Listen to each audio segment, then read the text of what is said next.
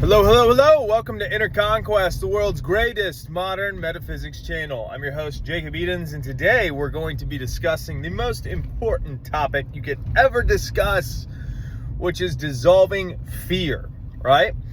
So the reason that people fear, right, and this is from a YouTube channel by a gentleman named Darius J. Wright, that is a YouTube channel based around out-of-body experiences. So basically like how to shut down your body and leave and come back, right?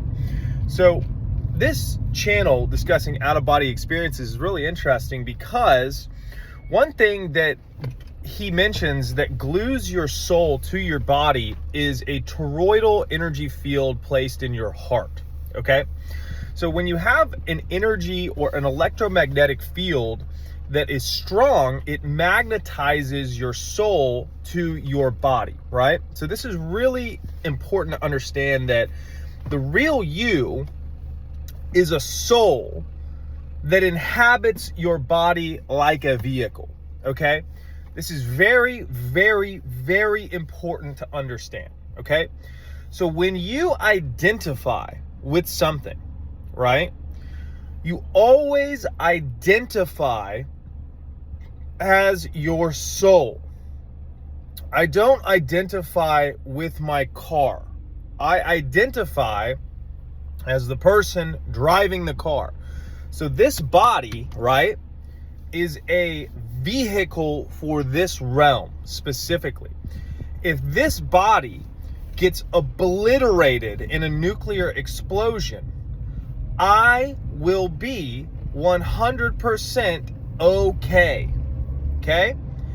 Really understanding that brings you back to a level of personalization and an alignment with your unique, you could call it vibratory soul signature, whatever you think sounds good, because you are no longer touchable by the things of the external world in regards to your ultimate safety, survival, and existence, okay?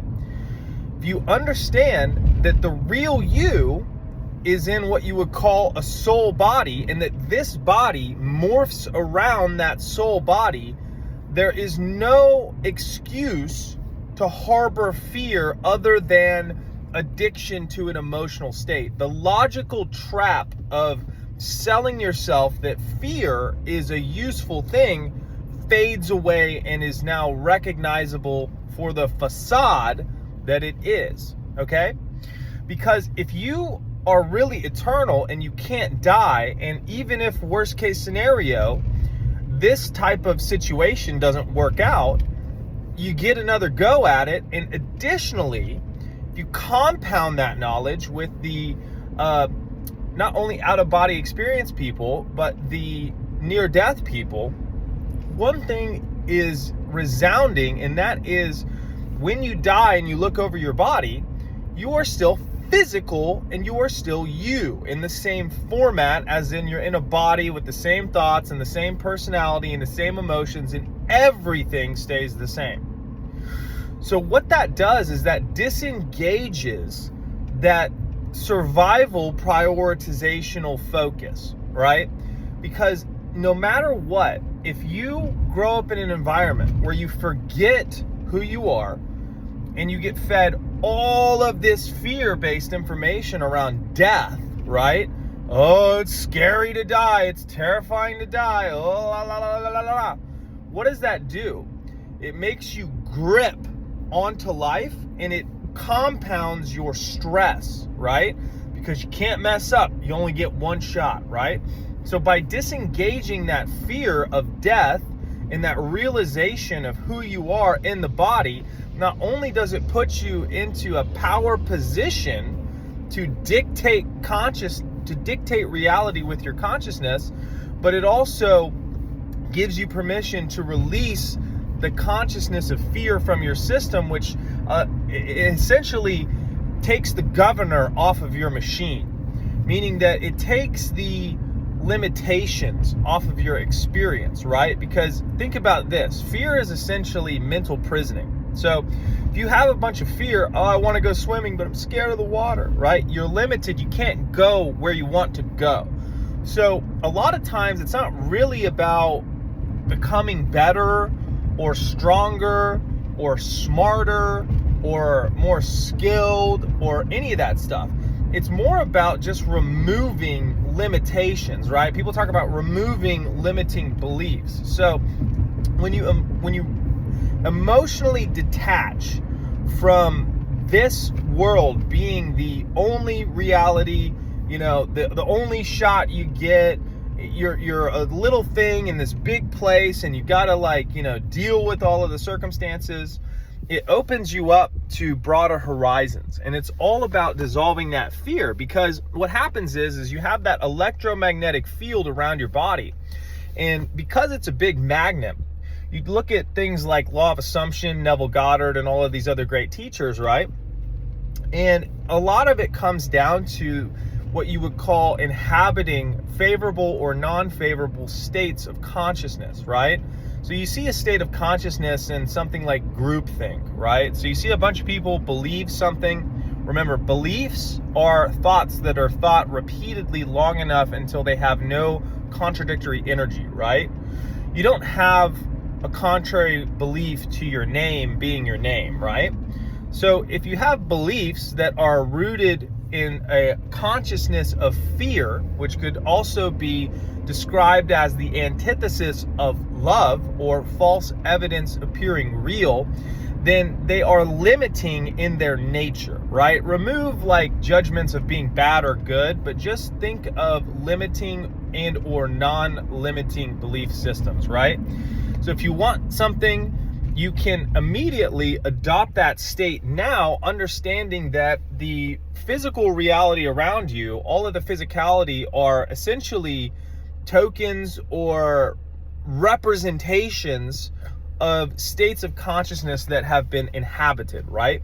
If I have in my mind a pot that I want to make in pottery class, and I see it in my mind and I feel it, how it's going to look and feel, what happens is through my focus, the cooperative collective components come and mold themselves into a physical reality. That's how reality is created, right? From those subtle to more gross dimensions. Same way that, if you have water and then you have a mold and you pour the water into the mold and then you freeze it, now it's a crystallized, hardened reality. But in the beginning, it was just a mold, right? So holding a mental assumptive stance is setting that vibrational mold and affixing your consciousness to a certain parameter, and then allowing the magnetism of that type of conscious structure to pull cooperative components to create the finalized product of what you want to manifest, which means unseen to seen in a physical third dimensional world. But physical is not even the correct way to look at this plane of existence, what people would call third dimension, because through out-of-body experiences and NDEs, when they are looking at their deceased body, they are physical too. They can touch things, right? So understanding that dynamic of you being a soul that is in your body, that when you die, you're still gonna be physical, have the same thoughts, have everything the same, completely neutralizes all of the reasoning behind harboring fear. So once you have that reasoning and that logic behind why it's impractical and it's just nonsense limitation, you can release that type of structure from your belief system, and then you can walk through life fearless, without fear being harbored in that electromagnetic field, which demagnetizes fearful experiences and allows you a much more free expression of focus, right? You can go where you want to go. You can adopt new states that you didn't think were possible because of the removing of those limitations and constraints. So as you go through this process, removing fear, in my opinion, is the number one priority, because fear is just a state of consciousness like red or blue, right? Green or yellow. It's just fear or love, right? They're different wavelengths. You don't want to put judgments on anything, but by having that rooted out of your electromagnetic field, it makes a massive amount of space to input what you want. So I hope you guys enjoyed the video. Post in the comments if you have other video suggestions that you'd like to see. Linktree has all of the coaching as well as the Spartan 1 program and all of that good stuff. The most important thing I have to say today is go conquer, and I'll see you in the next one.